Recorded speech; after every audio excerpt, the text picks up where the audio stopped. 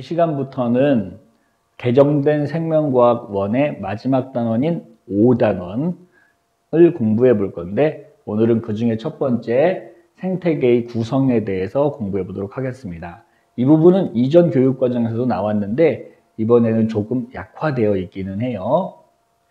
자, 생태계의 구성입니다. 자, 생태계의 구성 요소부터 먼저 살펴보면, 생태계의 구성 요소는 좀 복잡하긴 한데 큰 그림으로 보면 두 가지입니다. 생태계를 구성하는 요소는 비생물적인 요소와 생물적인 요소, 이렇게 두 가지로 나눠집니다. 그래서 비생물적인 요소는 빛, 물, 공기, 온도, 토양 등이 있겠고, 생물 아니죠. 그리고 생물적 요소는 생산자, 소비자, 분해자를 우리가 생물적 요소라고 부릅니다. 그래서 이 자세한 얘기들은 또 뒤에 가면 할 거니까 큰 얘기만 해보면, 비생물적 요소가 생물적 요소에게 작용을 하는 거. 그래서 비생물적 요인이 생물에 영향을 미치는 거 뭐라고 불러요? 이걸 작용이라고 합니다. 작용. 비생물이 생물에게 작용. 그럼 반대로 생물이 비생물에게 영향을 미치는 건 반작용이라고 합니다. 그리고 생물들끼리 영향을 주는 거, 이런 걸 우리가 상호작용이라고 하거든요. 선생님이 수업 시간에 오프라인에서도 이렇게 주로 드는 예인데요. 지렁이에게 빛을 비췄더니 지렁이가 땅을 파고 막 도망가요. 그럼 빛이 지렁이에게 영향을 줬으니까 그건 작용이겠죠. 이해할 수 있겠죠? 근데 지렁이가 땅을 파고 막 이렇게 다니다 보니까 땅 파서 이제 흙 먹고 또 뱉고 하다 보니까 토양이 비옥해졌어요. 그럼 이번엔 지렁이가 토양에게 영향을 줬으니 반작용이라고 합니다. 이해할 수 있겠죠? 그래서 비가 막 와가지고 땅이 이제 젖으니까 지렁이가 숨을 쉬려고 땅 위로 이렇게 고개를 내밀었는데 닭이 딱 쪼아 먹었어요.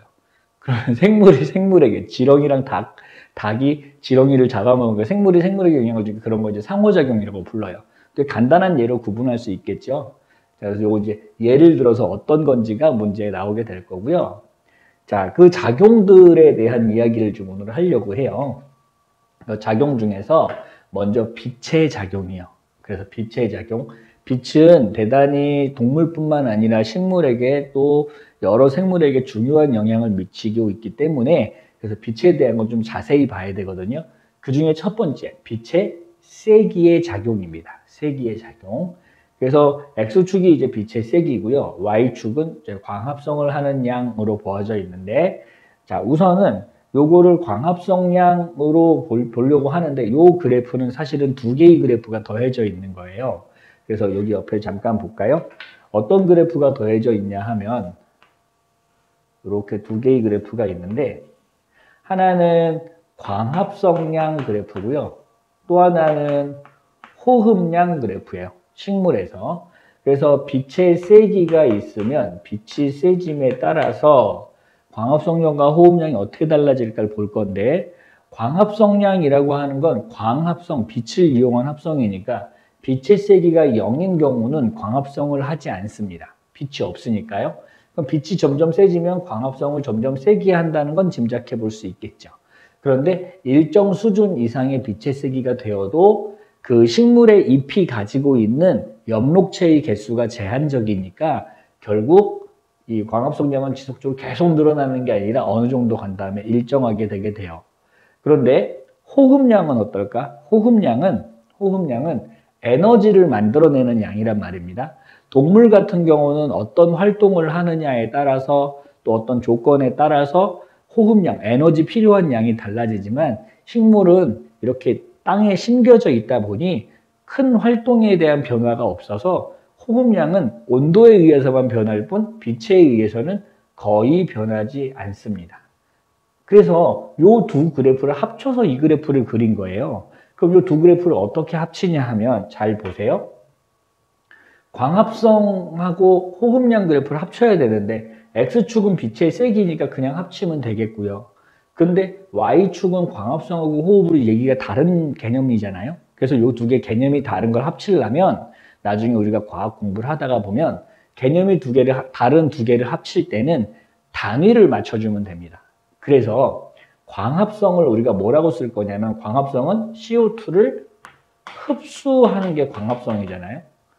근데 반대로 호흡이라고 하면 CO2를 방출하는 게 호흡이니까, 아, 그렇다면 광합성량은 플러스로 적고 호흡량은 마이너스로 적으면 두 개를 합칠 수 있잖아요. 그래서 요 호흡량에 대한 그래프를 0을 기준으로 해서 요걸 아래쪽으로 요렇게 넘겨서 그래프가 요렇게 그려지는 거죠. 이해되나요? 그래서 요 두 개를 합칠 수 있겠다. 그래서 합쳐놓은 그래프가 이 그래프인 거예요. 자, 요 축을 먼저 좀 표시를 좀 하고요.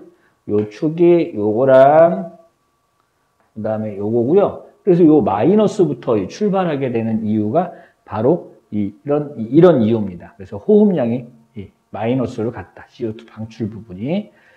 예를 들어서 이 초록색 그래프를 볼 건데, 여기가 만약에 방출이 2라고 한다면 여기가 2라는 뜻이거든요. 그러니까 얘는 빛이 세져도 호흡을 CO2 방출을 2씩 계속한다. 즉 에너지 생산을 2만큼 계속한다.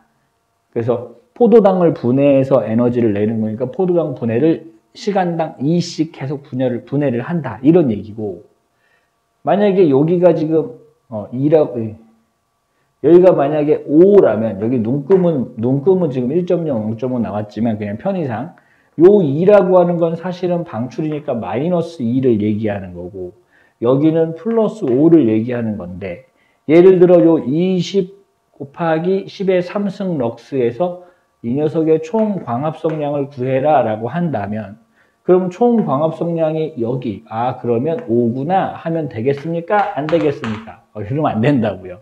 왜냐하면 총 광합성량이라고 하는 건 광합성을 한 총량이니까 어디서부터 재야 돼요? 여기서부터 이렇게 재야 된다고요. 여기. 광합성 그래프가 이렇게 Y축과 만난대요. 따라서 총 광합성량은 어디를 얘기하는 거냐면 이 부분을 얘기하는 게 아니라 호흡량부터 시작해서 이만큼이 됩니다. 그래서 호흡량과 더해서 얼마요? 7, 요게 총 광합성량이 되는 거죠. 그리고 그 중에서 얼만큼은 이만큼 요 아랫부분 이만큼은 호흡량이라고 볼 수 있고, 그러면 실제로 외관상 봤을 때 광합성량, 그걸 뭐라고 부르냐면 순광합성량이라고 부르고, 순광합성량이 얼마가 되는 거예요? 5가 되는 거라고요. 할 수 있겠죠?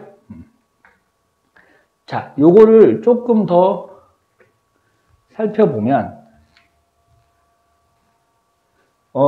이런 개념도 설명할 수 있어요. 우리가 빛을 많이 필요로 하는 생물, 그래서 광합성을 많이 하게 되는, 좀 전 그래프 다시 한번 볼까요?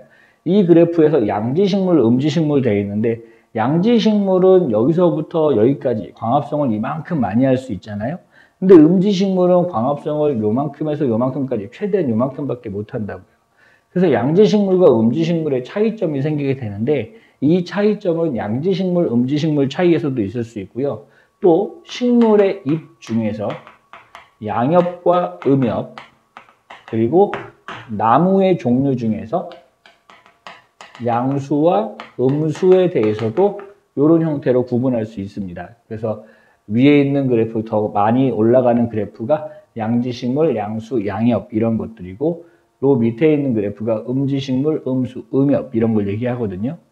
그래서 일단은 여기서 양지식물과 음지식물 요 그래프에서 나타난 차이점을 조금만 좀 구분을 좀 해볼게요.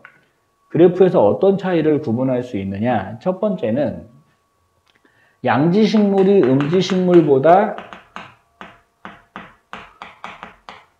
더 큰 값을 갖는 게 뭐가 있는지를 확인을 해봐야 합니다. 그래서 양지식물이 더 큰 값을 갖는 건 여기 그림에 보시면 0일 때, 빛의 세기가 0일 때 요 양을 뭐라고 불렀죠? 요 양을 호흡량이라고 불렀는데, 음지식물의 호흡량은 요만큼인 반면 양지식물의 호흡량은 더 큰 걸 알 수 있죠. 그래서 양지식물이 음지식물보다 큰 거 호흡량이 크다. 그리고 또요. 두 번째, 보상점이라는 게 있어요. 보상점이라는 게 지금 보시면 보상점에서 음지식물은 이만큼, 양지식물은 이만큼이거든요. 그러니까 양지식물이 음지식물보다 보상점이 더 높다고요. 자, 보상점이 뭐냐면 살아가기 위한 생명을 유지하기 위한 최소한의 빛의 세기, 그걸 보상점이라고 부르거든요. 그러니까 이런 거예요. 예를 들어서 아까 얘기했던 것처럼 양지식물이 호흡을 통해서 항상 마이너스 2만큼 양분을 소모한다면, 그러면 양지식물 같은 경우는 얼만큼 아무리 적게 광합성을 한다고 해도 요 마이너스 2만큼, 다시 얘기하면 플러스 2만큼 광합성을 해야 플러스 2 마이너스 2 해서 최소한 0으로 살 거 아닙니까? 자라지는 못하더라도 죽지는 않고 살 수 있잖아요. 그래서 이 플러스 2만큼 광합성을 할 수 있는 빛의 세기, 그래서 더해서 0이 되는 빛의 세기, 그걸 뭐라고 부르면 보상점이라고 부른다고요. 그래서 그 보상점이 누구보다, 음지식물보다 더 높죠. 그러니까 밝은 데 사는 거예요. 반대로 빛이 적으면 죽는 거라고요. 그래서 보상점이 양지식물이 더 높다. 세 번째, 보상점도 높지만 모두 높냐 하면 여기 광포화점이라는 말이 나오네요. 광포화점. 광포화점은 아까 광합성 그래프에서 이렇게 최대한 많이 할 수 있는, 광합성을 최대한 많이 하는 빛의 세기, 이게 광포화점이거든요. 그래서 꺾어진 데를 보시면 되는데, 음지식물은 여기고 한 8kLux 정도, 그리고 양지식물은 한 18kLux 정도 되니까 양지식물이 더 높네요. 자, 그러면 이 말은 무슨 말이냐면 더 센 빛에서도 양지식물이 광합성을 할 수 있다, 이렇게 설명할 수 있겠네요. 자, 마지막 네 번째요. 그래서 양지식물이 빛을 더 많이 이용할 수 있으니 총 광합성량, 어디에서? 광포화점 이상에서의 총 광합성량이 누가 더 크다? 양지식물이 크다. 그래서 총 광합성량도 양지식물이 크다라고 정리해 보면 되겠습니다. 그런데 이게 양지, 음지만 되는 게 아니라 무엇도 될 수 있어요? 양수, 음수, 이렇게 비교를 해도 마찬가지. 양엽, 그리고 음엽, 이렇게 비교해도 같은 결과를 갖게 됩니다. 자, 근데 여기서 선생님이 하나 더 정리해 줄 게 뭐냐 하면, 양지식물, 음지식물, 양수, 음수, 양엽, 음엽을 좀 정리하려고 해요.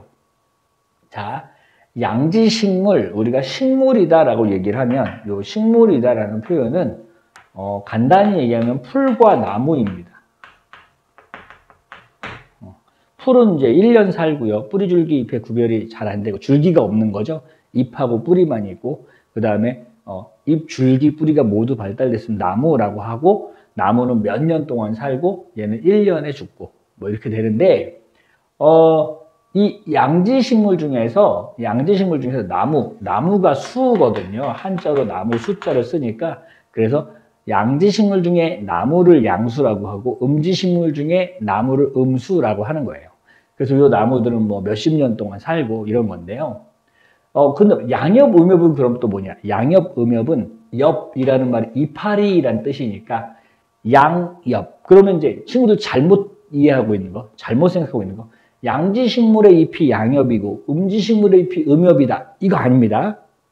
자, 무슨 말이냐면 양지식물에도 양엽, 음엽이 있을 수 있고 음지식물에도 양엽, 음엽이 있을 수 있다고요. 자, 보세요. 이쪽은 양지식물이라고 할게요. 양지식물에도 양엽, 음엽이 있고 음지식물에도 양엽, 음엽이 있는데, 잘 들으세요. 좀 어려운 말이에요. 양지식물의 양엽이 음지식물의 양엽보다 더 양엽이에요. 그리고 음지식물의 음엽이 양지식물의 음엽보다 더 음엽이에요. 그 다행스러운 건 문제에서 양지식물의 음엽과 음지식물의 양엽을 비교하지는 않아요. 자, 다시 한번 정리할게요. 양지식물의 양엽이 음지식물의 양엽보다 더 양엽이고요. 음지식물의 음엽이 양지식물의 음엽보다 더 음엽인데, 음지식물의 양엽과 양지식물의 음엽을 비교하지는 않는다고요. 이해되겠죠? 자, 그래서 요 관계를 좀 정리했으면 좋겠는데, 그 중에서 우리 친구들이 조금 잘 이해가 안 되는 게 양엽, 음엽이에요. 그래서 양엽, 음엽을 한번 확인해 보도록 할게요. 양엽, 음엽이요. 한 나무에 양엽, 음엽이 모두 있다 그랬어요. 나무가 이렇게 있으면 나무가 이렇게 있으면 햇빛이 잘 드는 곳에 있는 잎이 양엽이거든요. 그 주로는 양엽은 위에 있어요. 그리고 또 어디 있냐면 여기 바깥쪽에 양엽이 있어요. 양엽이. 그리고 음엽은 어디 있겠어요? 음엽은 속에. 그리고 아래쪽에 있는 게 음엽이라고요. 그래서 한 나무의 양엽, 음엽을 비교해보면 이렇게 생겼어요. 위에 있는 게 음엽이거든요. 음엽은 얇고 넓어요. 얇고 넓어요. 왜? 빛이 잘 안 들어오니까 빛을 잘 받기 위해 얇아져야 되고 넓어져야 되는데 양엽 같은 경우는 두껍고 좁죠. 왜냐하면 광합성을 많이 해야 하기 때문이거든요. 빛이 잘 들어오니까 광합성을 많이 하도록 발달되어 있어서 광합성을 할 수 있는 조직이 울타리 조직, 해면 조직, 그 다음에 여기 있는 공변세포인데 얘도 마찬가지 울타리 조직, 음엽에도 울타리 해면 조직, 공변세포가 모두 있는데 특징적으로 구분되는 건 어디냐면 양엽이 뭐가 많이 발달해 있다. 울타리 조직이 많이 발달해 있다. 지금은 이제 그림에 두 겹으로 그려져 있지만 이렇게 울타리 조직, 이렇게 책꽂이에 책이 꽂혀 있는 것처럼 마치 그 마당에 울타리 있는 것처럼 이렇게 촘촘하게 되어져 있는데 촘촘하게 된 부분이 지금 그림에는 두 층이지만 실제로는 막 세 층, 네 층 막 이렇게 돼서 엄청 두꺼워지니까요. 광합성을 잘할 수 있는 조직, 울타리 조직이 더 발달해서 양엽이 음엽보다 두꺼워져 있다. 실제 현미경 사진이고요. 자, 빛의 작용에서 두 번째는 빛의 파장의 작용입니다. 빛의 파장. 물리를 공부한 친구들은 알겠지만 빛의 파장 때문에 나타나는 현상이 뭐냐면 색깔이라는 겁니다. 색깔. 컬러. 네, 컬러. 색깔이라는 게 파장 때문에 나타나거든요. 그러니까 빨간색이 파장이 길고요. 네, 파란색이 파장이 짧아요. 그럼 파장 얘기를 해도 될까? 어디 봅시다. 빛의 파장이 빨간색이 있고요. 빛의 색깔이 빨간색이 있고 파란색이 있으면 빨간색은 파장이 길고요. 파장이 길고 얘는 파장이 짧아요. 근데 파장이 길면 이렇게 웨이브가 만드는다는 파장이 짧다는 거 이렇게 된다는 거니까 에너지는 누가 크냐면 에너지는 파장이 짧은 쪽, 긴 쪽이 작고 파장이 짧은 쪽, 파란색 쪽이 에너지가 크다고요. 그럼 파란색이 에너지가 크다는 건 무슨 뜻이냐면 물체를 잘 뚫고 지나간다. 투과력이 크다. 이렇게 볼 수 있거든요. 여기까지 이해되나요? 그래서 여기 보시면 청색광이 더 깊은 물속까지 들어가는 걸 알 수 있어요. 그리고 청색광을 주로 흡수하는 자 보세요. 물체의 색깔이라고 하는 건 자기 색깔은 반사한 색깔을 보는 거예요. 반사한다는 얘기는 빨간 홍조류가 빨갛게 보이는 건 빨간색을 반사한다는 뜻이고 빨간색은 반사하지만 반대 색깔은 잘 흡수한다 이런 뜻이거든요. 그래서 청색광이 투과력이 좋아서 더 깊은 데까지 들어가니 청색광의 반대인 홍조류 빨간색을 띠는 애가 더 잘 흡수하게 될 거니까 홍조류는 아래쪽에 주로 산다 이렇게 된다고요. 이해할 수 있을까? 반대로 적색광 빨간색은 파장이 길어서 에너지가 작아가지고 더 밑에까지 못 들어 투과력이 작으니까 얕은 데까지밖에 못 들어갈 거고 그 얕은 데까지밖에 못 들어가는 빨간색을 잘 흡수하는 누구? 녹조류가 여기 얕은 데 산다 이런 거죠. 이걸 뭐라고 부르냐면 식물은 자기랑 반대색을 흡수해서 적응해 있다. 이걸 반대의 색, 정확하게는 반대라는 표현은 아니지만 그걸 보색 적응설이라고 불러요. 보색 적응설. 자, 보색이 뭐냐 하면 물감의 삼원색은 빨로파죠. 빨로파. 그런데 빛의 삼원색은 빨초파거든요. 그래서 빨강, 초록, 파랑 이렇게 해서 빨강, 초록, 파랑 해서 보색이 뭐냐 하면 요 가운데가 흰색이거든요. 빛은 물감은 검정색이죠. 근데 얘는 흰색인데 근데 이렇게 흰색이 될 때 두 색깔을 더해서 흰색을 만들 수 있는 관계가 보색이에요. 그러니까 요쪽 거하고 그 다음에 누구요? 이쪽 거하고. 그래서 요 두 개가 보색이거든요. 그래서 요 두 가지 색깔에 해당되는 게 녹색, 적색, 그 다음에 홍색, 청색 이렇게 된다고요. 뭐 자홍색 뭐 이렇게 부르기도 하는데 거기까지는 뭐 중요한 얘기는 아니니까. 그래서 이걸 보색 적응설이라고 한다. 무슨 얘기야? 빛의 파장에 따라서 빛이 작용해서 그에 따라 식물 또는 생물이 적응해 있다. 이런 뜻이 됩니다. 할 수 있겠죠? 자, 그 다음 빛의 작용에서 하나 더 있어요. 1조 시간이요. 1조 시간. 빛이 비치는 시간인데 1조 시간에 따라서 식물이 뭘 하게 되냐면 1조 시간에 따라 개화, 꽃이 피거나 결실, 열매를 맺는 시기를 결정하는 게 1조 시간이거든요. 그러니까 하루 중에 낮의 길이, 밤의 길이, 특히 이제 1조 시간 그러면 낮의 길이가 얼만큼이냐를 얘기하거든요.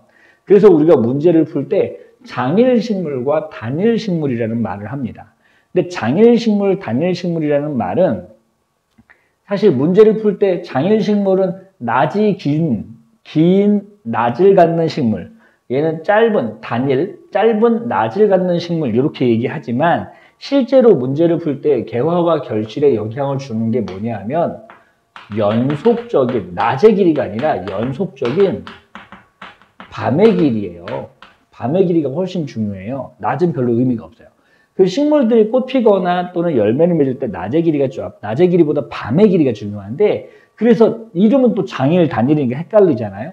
그래서 얘를 원서에 보면 그 대학 때 보는 원서, 영어로 된 책을 보면 장일식물, 단일식물에 예를 들어 장일식물 그러면 long day plant라고 부르겠죠. 근데 얘가 뭐라고 표현되어 있냐면 우리말로는 반대말로는 야식물이라고 돼 있고요. 단일식물은 장야식물, long night plant 이렇게 써 있거든요. 그러니까 실제로 문제를 풀 때 적용할 수 있는 건 장일, 단일이 아니라 단야, 장야로 문제를 푸는 게 가장 정확합니다. 요거 좀 좋은 팁이니까 좀 알아두세요. 그래서 이 밤의 길이가 꽃이 필 수 있는 한계적인 값이 있거든요. 그래서 이 정도 값을 기준으로 해서 더 길 때 꽃이 피는지 밤이 더 짧을 때 꽃이 피는지 이렇게 되거든요. 그래서 이 한계암기를 영어로는 critical light length라고 부르는데 어쨌든 이 한계암기가 식물마다 다르다는 거예요. 얘가 식물마다 달라요.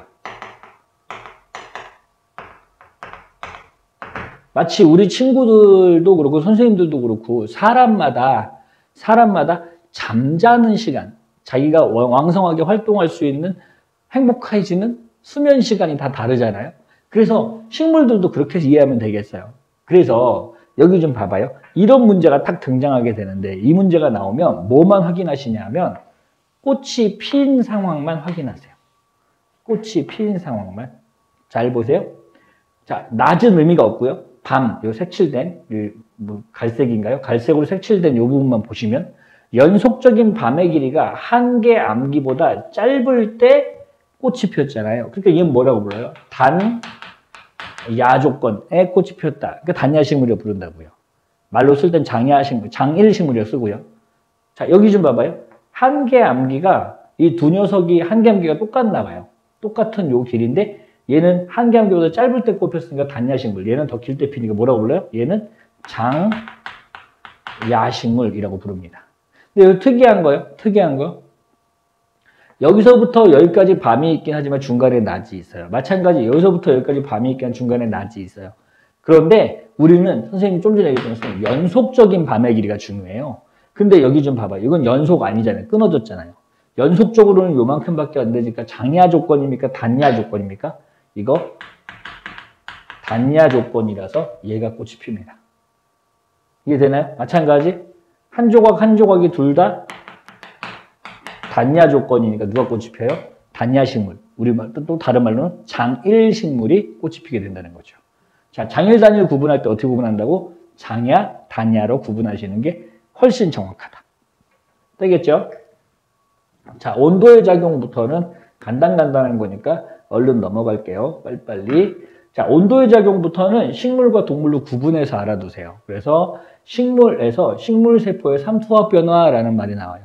식물세포의 삼투압이 변화인데요. 삼투압, 여기 지금 그래프가 나왔죠? 자, 계절을 봅시다. 여름이에요. 그리고 여기는 겨울이에요. 12월, 1월, 2월이면. 그러면 이제 8월, 9월에는 무엇의 비율이 높냐면 탄수화물 중에 녹말 비중이 높아요. 식물체 내에. 녹말로 저장하고 있다가 겨울이 되니까 녹말이 없어지면서 뭐가 늘어나요? 포도당이 늘어나죠? 무슨 얘기는 녹말을 분해해서 단당류로 바꿨고 단당류인 포도당은 물에 잘 녹으니까 물에 녹을 수 있는 상태로 만들었다 이 뜻이거든. 다시 정리. 여름에 탄수화물은 물에 안 녹는 상태인 녹말로 저장되어 있다가 겨울이 되면 탄수화물 중에 녹말을 분해해서 포도당으로 만들어서 식물체 내에 있는 물에 녹인다고요. 그럼 식물체 내의 농도가 높아질 거고 식물체 내의 농도가 높아진 걸 삼투압이 높아졌다고 하죠. 농도가 삼투압과 비례하는 말이니까. 자, 그러면 식물이 왜 체내의 농도를 높였을까? 체내의 농도를 높여야 겨울에 얼지 않죠. 마치 강물은 얼지만 바닷물이 농도가 진해서 얼지 않는 것처럼 식물체 내도 농도를 진하게 해서 삼투압을 높여서 얼지 않으려고 하는 겁니다. 이해되나요? 자, 여기 한 가지만 더 조심할 거. 식물세포의 삼투압 변화가 항상성입니까? 생명현상의 특성 중에 항상성입니까? 아니면 다른 거라면 뭐겠습니까? 자, 첫 번째, 항상성 절대 아닙니다. 항상성 아니에요. 왜냐하면 항상성이 유지가 된다는 건 식물세포의 포도당 농도, 삼투압이 일정하게 1년 내내 그래야 돼요. 일정하게 1년 내내 있어야 되는데 그게 아니잖아요. 겨울에만 높아지는 거죠. 여름엔 낮아졌다가. 이건 항상성 아니죠. 그럼 뭘까요? 겨울철에 적응한 겁니다. 이거 되게 중요한 얘기예요. 적응한 겁니다. 그 다음에 식물은 이제 겨울 되면 낙엽을 떨어뜨리거나 단풍이 들거나 그 다음 춘화철이라고 해서 보리를 이모작할 때 냉동실에다가 한 달 정도, 3주에서 한 달 정도 냉동실에 놔뒀다가 심어야지만 얘가 열매를 맺게 된다. 그러니까 식물마다 온도에 적응한 현상들이 있다. 이 정도 알아두시면 되겠고, 동물은요, 계절형, 그 다음 부피에 대한 표면적 비율이라는 게 온도에 적응한 현상인데, 첫 번째 계절형은 봄형 호랑나비보다 여름형 호랑나비가 더 크고 화려하다. 왜? 여름에 번데기에서 나비가 된다는 건 여름이 더 온도가 높으니 나비의 효소가 활성이 높아서 색깔 만드는 효소나 크기를 키우는 효소가 더 활성이 좋아지니까 더 커지고 화려해졌다. 이런 거고요. 온도에 대한 적응. 부피에 대한 표면적 비율, 북극여우보다 사막여우는 크기가 작고 그다음 말단부가 크죠. 그래서 부피분의 표면적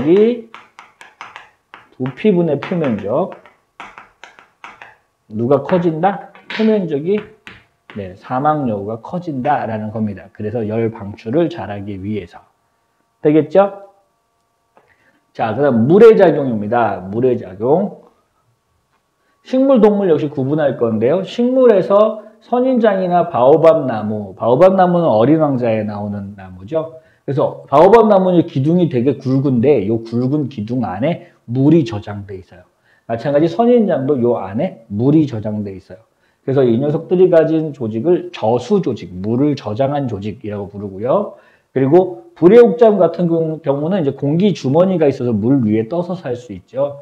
연꽃은 요 줄기가 텅 비어 있어요. 우리 연근 보면은 연근에 구멍 뽕뽕 나 있는 게 공기 통로거든요. 그래서 공기 통로, 즉 통기 조직을 가진다. 모두 저수조직, 공기 주머니, 통기 조직 모두 물에 대한 적응 현상이다. 동물 마찬가지요. 동물도 피부나 가죽이 있어서 증발을 막아주고 그 다음에 알껍질, 조류나 파충류, 조류 이렇게 육상에다 알을 낳는 아이들은 전부 다 알껍데기가 단단하죠. 그래서 수분 증발을 막아주는 역할. 질소 노폐물의 변화는 동물들에 따라서 수분을 잘 획득할 수 있는 동물들은 질소 노폐물이 암모니아로 주로 나가게 되고 수분이 좀 부족한 동물들은 요소나 요산으로 노폐물을 배출하게 된다라는 건데 그것도 역시 물에 대한 적응 현상이라 하겠습니다. 그래서 우리가 이 생태계 구성 요소들에 대해서 좀 알아봤는데 작용까지 알아봤는데 이렇게 이해하시면 되는 것 같아요. 비생물 요소가 생물 요소한테 작용을 하면 그러면 생물은 그에 맞춰서 적응을 하게 됐다. 그래서 진화가 이루어졌다라고 이해하면 되겠습니다.